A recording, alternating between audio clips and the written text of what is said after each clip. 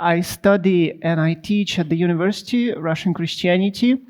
And I was planning to have the same talk back last March about my fascination with the subject, about the richness of contexts of Russian Christianity, the richness of its ideologies and theologies and cultural context. But on the 24th of February, Russia brutally attacked Ukraine. And here I am before you talking about the role of the Orthodox Church in the war in Ukraine. It's obviously a very big topic, a huge topic, so I have to reduce it. And I reduce it to 4 major misconceptions that are translated by the media, by the social media worldwide. I believe those misconceptions are not helping in any peaceful process we can think of. And they distort the image of the pro-war propaganda in Russia. So I want to talk about them. I want to address them. And the misconceptions are actually what motivates me to study and teach Russian Christianity at the university. So the first misconception is that the Russian Orthodox Church is against Ukraine. It is not exactly accurate because Orthodox Christianity operates in canonical territories, and for the Russian Orthodox Church, its canonical territory is most of the former Soviet Union, including Ukraine. So basically, Ukrainians are perceived as the congregation of the Russian Orthodox Church by the Church. Moreover, there are several competing Orthodox churches in Ukraine, and one of the most powerful and influential, especially in the Russian-speaking east of Ukraine, where most of military action takes place nowadays, is the Ukrainian Orthodox Church of Moscow Patriarchate. This church suffers the most damage since the start of the war. Up to 65% of all religious buildings in Ukraine of any religion or confession. And obviously this church is nowadays split over the issue of obedience to the motherland or to the mother church in Moscow. And it started the process of gaining autonomy or autocephaly, as it is called in Greek. However, with a concerning lack of enthusiasm, and the church is persecuted by the Ukrainian authorities nowadays. The second misconception is that the Patriarch Kirill is some sort of gray cardinal, the most important political and ideological figure in Russia, and so on and so forth. This is also not accurate because the power of the Russian Orthodox Church, the political influence, is quite limited. It is mostly limited to the sphere of religion, obviously, where it dominates along with Islam, and to the sphere of family values and morals, and also some ceremonial privileges. Moreover, if we trace the speeches of the Patriarch since the start of the war, we can see that he was caught off guard by this war. And he was not briefed, he was not informed, no one consulted with him, so it is obviously he could not find anything to say until March, probably. And nowadays, sadly, he sides with Putin against the interests of his own church because he is losing a significant part of his congregation in Ukraine. Right now, as we speak, he is losing authority as a religious figure, as an authority figure. The third misconception is the influence of Patriarch within his own church. The Patriarch is not the church. This is very important to understand. The church is much bigger than the Patriarch. He is obviously very powerful and influential, especially within power structures in Moscow, but the church is very ancient, it is very big, and it's more of an umbrella than an ecclesiastical body or organization. And you can find anything under this umbrella, any kind of institutions, organizations, social groups, and so on and so forth. And obviously, such a huge umbrella cannot have any coherent opinion on any subject, including the war in Ukraine. The fourth misconception, the last and probably the most important one, it is believed that Russian pro-war ideology is based on Orthodox Christianity. Nothing can be further from the truth. Orthodox Christianity plays a very minor role. The major role in the pro-war narrative is played by the so-called civic religion or the cult of war. And we're not talking about the Ukrainian war. We're talking about the Great Patriotic War, which is the name for the Soviet part in the Second World War.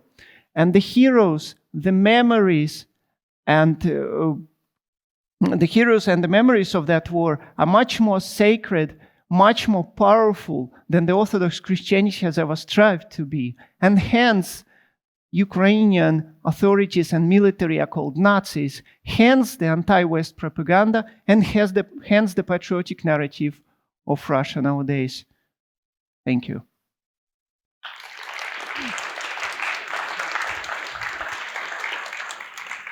Thank you so much for the talk, Igor, and a few questions. You have told me that you have, because of what has been happening in the Ukraine, the brutal war and Russia attacking, you have had to rethink your work and your kind of research questions and topics during this whole year. How did you end up studying this topic? What sort of kind of thought processes have gone through your mind as a researcher during the war? So as a Russian citizen working in Finland and abroad, I was also kind of dumbfounded when the war started. I could not understand what to do, how to act, and how to proceed with my own research. And I stopped doing field work because I had fieldwork plans for 2022 for the sake of, for moral reasons and also for security reasons, for safety reasons. And this has been the major influence on my own work today. And my future topic that I am planning to study in the future with my next research project is directly influenced by the situation in Russia, by the religious persecution of certain religious groups, the minor Christianities. And so yeah, it's a huge question. I can answer it for hours, but those are two main influences. So you've really had to rethink your entire life during the war. Unfortunately, yes. I'm losing my motherland. That's a terrible situation. How would you say about the war's influence on the church? Has the war already changed the Russian Orthodox Church somehow, and in what ways? Yeah, this is a very good question. Again, a very big one. The church suffers from the war, as anyone, because when there is war, everybody loses. So there is an impression that certain powers are winning, but they're losing too. And so as the church is deeply split, I would say, nowadays, on the issue of supporting or not supporting the war. And even the power structures that are seen as powerful as never, they still suffer losing authority within their own congregation, and they probably lost all the authority worldwide. So this would be the short answer to the big question. Have religious leaders or figures spoken out against the war so far? In Russia? Publicly, yeah. Not so much. Unfortunately, there are very few religious leaders that spoken up because they have been persecuted before, especially in the Soviet period, and the memories of that are still vivid. And even some of the most persecuted groups that were expected to speak out because they always did during the Soviet period, nowadays they are showing concerning lack of any position, and they're remaining vague. And some groups actually came out as a surprise to me. So, for example, one of the all believers churches that has the formal power structures in Russia, quite recognized by the state, they supported the war. Certain big evangelical churches supported the war, which was even more surprising to me. Yeah. Very interesting. On a bit of a different note, how do you see the role of the Russian language in the war? I know that's also something that you've been thinking about. Yeah, this is a very important question.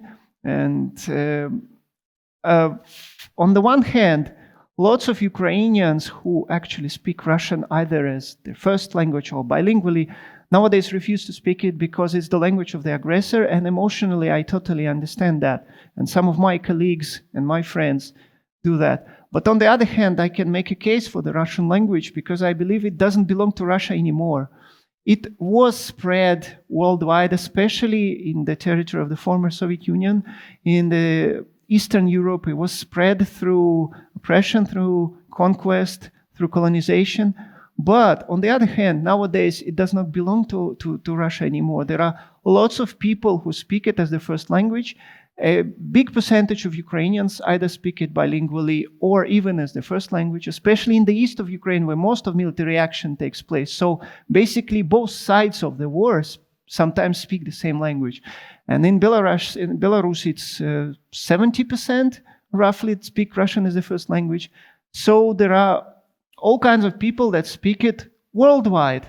Russian-speaking Jews, Russian-speaking Ukrainians, Russian-speaking Tatars, Russian-speaking Kyrgyz, Kazakhs, and so on and so on and so forth. So it might even be a thing that pulls people together again at some point. Yes, it's the legacy of those people. So there are people that are ethnically either not Russian at all or mixed. And it is their legacy. I don't think we have a right to take it away from them because it is their language now. Excellent point. Thank you so much, Igor Mikeshin. Let's give another round of applause to him.